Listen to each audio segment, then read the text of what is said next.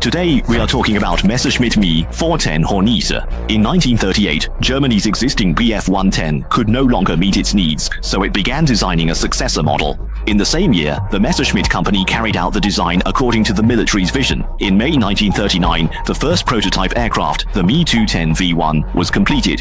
During its maiden flight, it already exhibited extremely poor handling and was very difficult to fly stably. Designers promptly modified the aircraft, replacing the twin vertical tails with a single large one. Although slightly improved, its performance remained highly unstable, particularly at low speeds and during dives when the aircraft would suddenly stall or tail spin.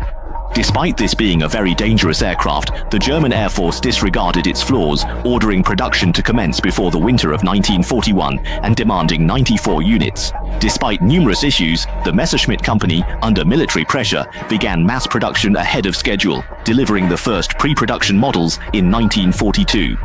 In April, fatal accidents occurred during the trial runs. After significant troubles with the Me 210, the military finally ordered a halt to its production. Pilots, who had constantly voiced complaints, certainly breathed a sigh of relief. Hundreds of Messerschmitt's already manufactured aircraft had to be put into storage. In June of the same year, Messerschmitt modified the Me 210, including its fuselage and engine. They made numerous adjustments. So, in September 1942, the Me 410 Hornet was introduced, which was essentially an improved Me 210. Their fuselages were so similar it was hard to distinguish them, but given the latter's considerable failures to differentiate them, its designation was changed, officially entering service in January 1943. As a heavy fighter bomber, it had a two-person crew, with the rear crew member handling radio and gunnery. It was 40.94 feet long, with a 53.64-foot wingspan, a 7.5-ton empty weight, and a 10.6-ton maximum takeoff weight. It was equipped with two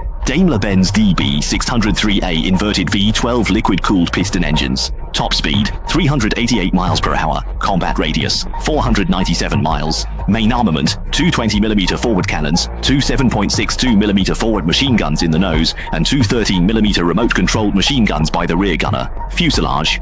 The internal bomb bay could hold various bomb configurations. All data varied by model, some upgraded to 30mm and 50mm cannons. Other variants included long-range reconnaissance, anti-ship attack, and night fighter models. Around 1,200 were produced. When the Hornet entered service, it was during the Allied strategic bombing of Germany.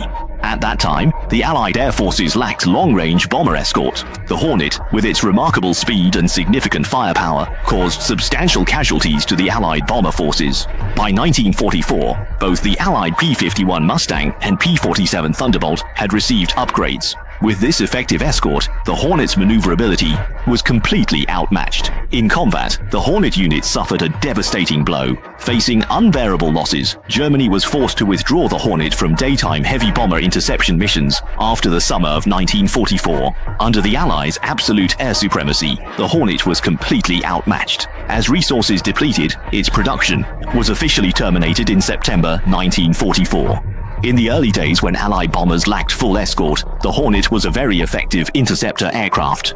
But as the nature of warfare changed, its fatal flaws of poor maneuverability and low survivability were magnified. People often compare it to the British Mosquito. The Mosquito was much more maneuverable, yet the Hornet had more firepower. Overall, the Mosquito was better. I'll be uploading more videos daily. Don't forget to like and subscribe to